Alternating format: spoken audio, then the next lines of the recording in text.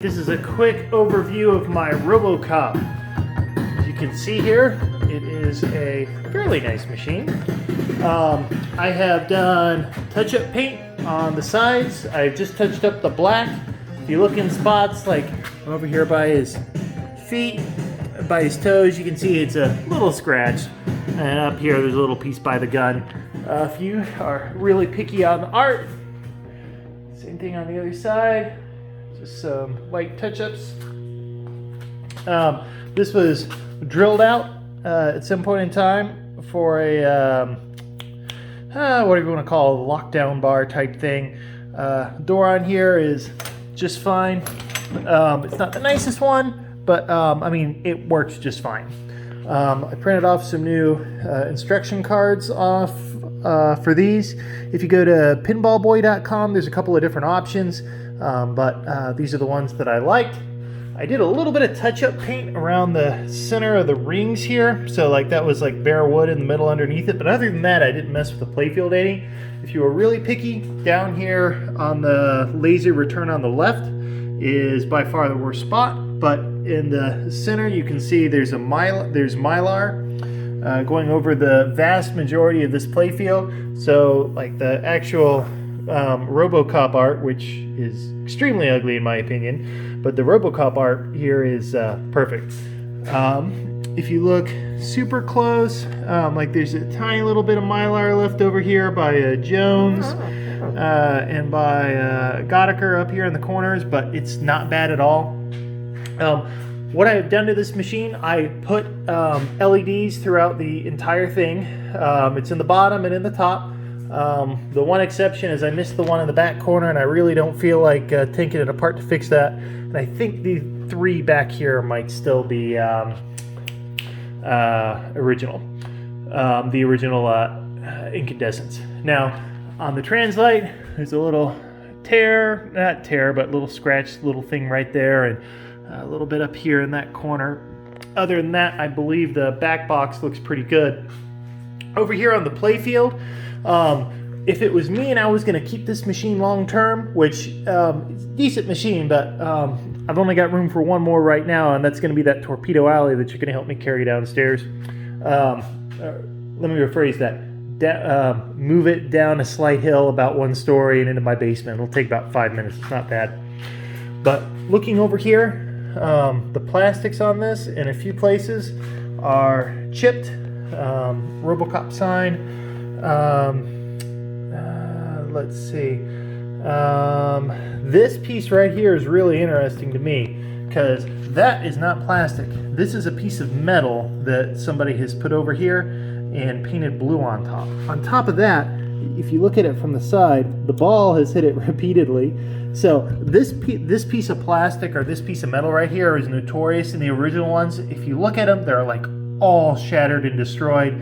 So this was some enterprising person that made put a piece of metal here. What happens is these flippers are fairly strong. You can see it hit these and deflect up and shatter the plastic pretty fast. So there's a piece of metal here.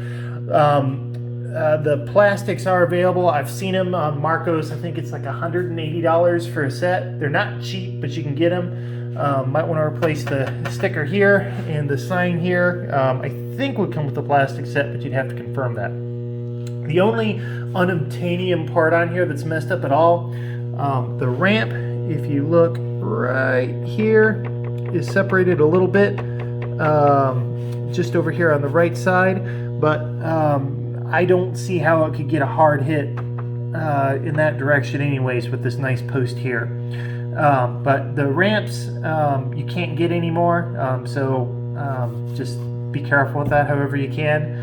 And other than that, is there anything else on here? Oh, this machine is the easiest machine I've ever shopped out as far as disassembling the top side and cleaning out the little areas back there. Like literally, you could take off the ramps and the plastics up here in like maybe 20 minutes and 10 minutes to put them back after you figured out how to do it. When I did that, I did not change out the rubbers. Okay, the rubbers in here are okay.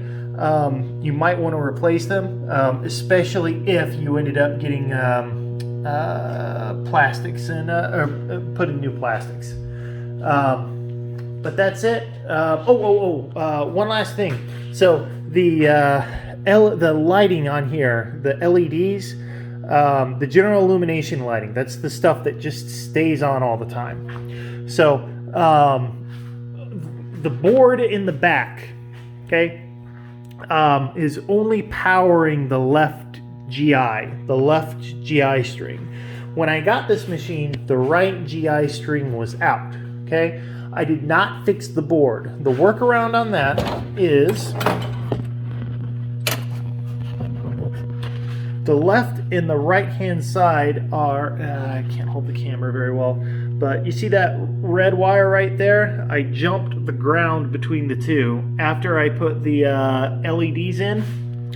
The LEDs use about a third the power of the incandescent bulbs.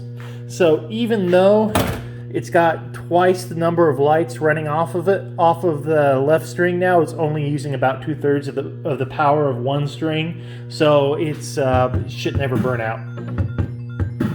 But that's my RoboCop. It's a quick, fun game. This display is a newer Rotten Dog replacement.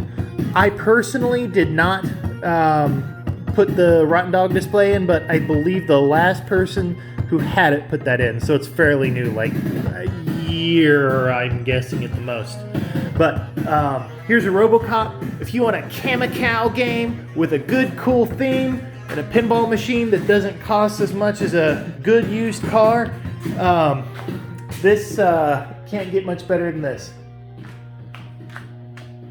And if you can think of anything that screams late 1980s more than this thing, please let me know. And I do have the glass that goes with it. It's over there. It's a nice clean piece of glass. If you have any issues with it, you can pick out a different one off of one of my machines downstairs, but it looks new. But there you go. Oh, and I got the keys. It's got the mechs in it. Yeah, there you go. Look, Joe Camacow. Ooh.